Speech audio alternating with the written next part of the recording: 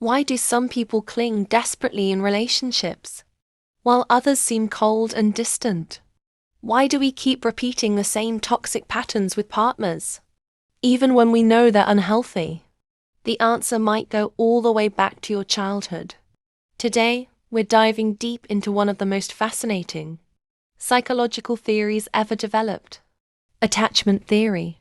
Originally proposed by the British psychiatrist John Bowlby, and later expanded by American-Canadian psychologist Mary Ainsworth, this theory explains how the bonds we form as babies with our caregivers shape the way we love, trust, and connect for the rest of our lives. And trust me, by the end of this video, you're going to understand yourself and your relationships in a completely new way. Part 1.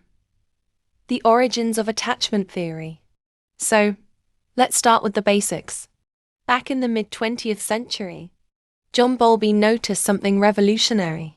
Children aren't just needy because they want food or comfort. They're biologically programmed to seek closeness, safety, and emotional connection from their primary caregiver. This wasn't just a soft idea. Bowlby argued that attachment is an evolutionary survival mechanism. Think about it. A baby left alone in the wild wouldn't survive. Staying close to a caregiver increases the chances of protection, food, and survival. Bowlby once said, "What cannot be communicated to the mother cannot be communicated to the self." In other words, the way a child bonds with their caregiver becomes the foundation for how they later bond with themselves and with other people.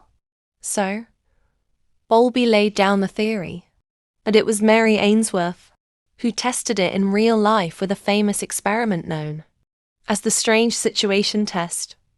And this changed psychology forever. Part 2. The strange situation experiment.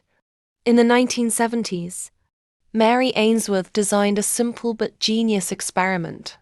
She wanted to see how children around 12 to 18 months old reacted when they were briefly separated from their mothers.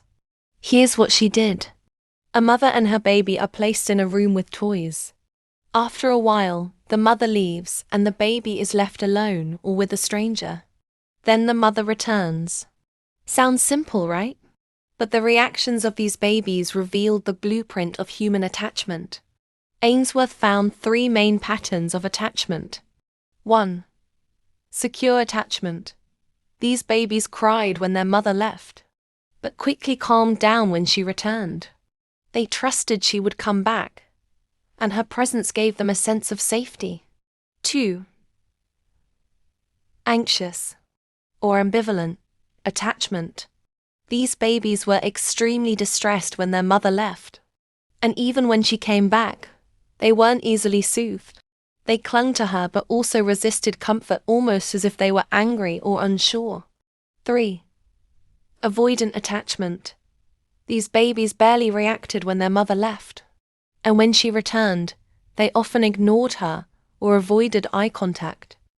On the surface, they looked independent, but inside, research later showed they were just as stressed their bodies had gone into shutdown mode later on.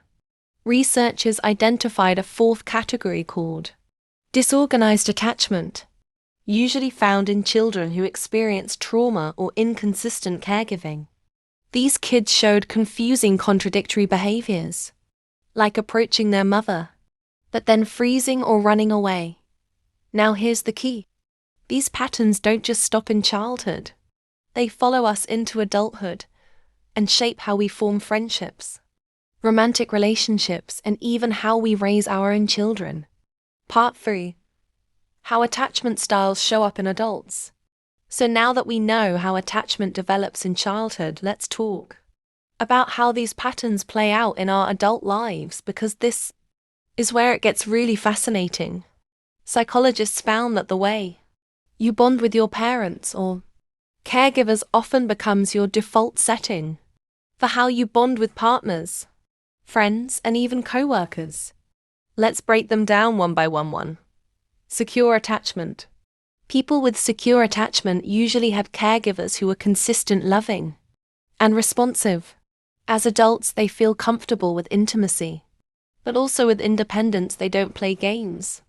They don't constantly fear being abandoned, and they can openly communicate their needs. For example, imagine someone with secure attachment in a relationship. If their partner is upset, they don't panic or shut down. They ask, "What's wrong? How can I help?" They see love as safe, not as a battlefield. Research shows about 50 to 60% of adults in most populations fall into this category. Bowlby described it as the healthy base from which a child and later an adult can explore the world. 2. Anxious attachment. Now, people with anxious attachment often grew up with caregivers who were inconsistent. Sometimes the caregiver was loving and available, other times distracted, distant, or even rejecting. So the child learns, "I can't predict if you'll be there for me. I need to cling to you, because if I don't, you might leave." As adults, anxious people tend to crave closeness, but they also fear abandonment. They may overthink small things, constantly seek reassurance, or feel jealous easily. Imagine someone texting their partner, "Why didn't you reply? Are you mad at me? Do you still love me?" Even though the partner was just busy. Psychologist Amir Levine, in the book A Catch, calls this the roller coaster of relationships. It's exhausting, because anxious people love deeply but also fear deeply. 3. Avoidant attachment. Then we have the avoidant style. These people often had caregivers who were emotionally unavailable, distant or dismissive. So the child learns, "My needs won't be met. I'd better shut them down." As adults, avoidant individuals value independence to the point of avoiding closeness. They may fear being trapped in relationships, or they downplay the importance of intimacy.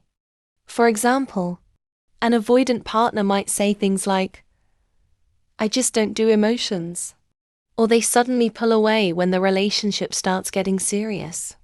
On the surface, they look confident and self-sufficient, but inside, they often feel disconnected or lonely. Mary Ainsworth noticed that even though avoidant, babies didn't cry when their mother left.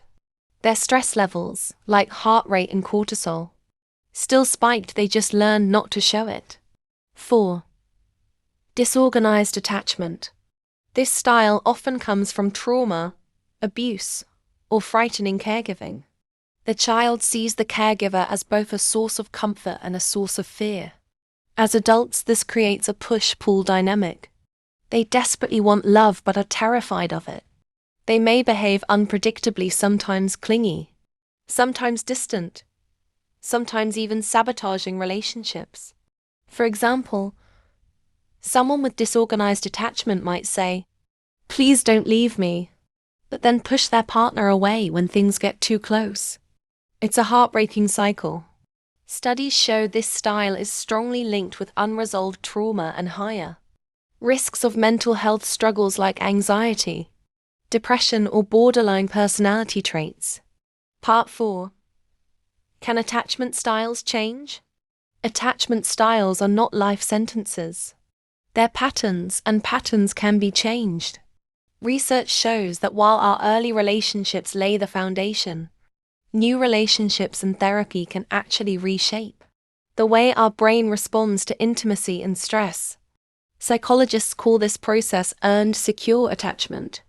That means someone who grew up anxious, avoidant, or disorganized can, through healthy experiences, develop the stability of secure attachment later in life.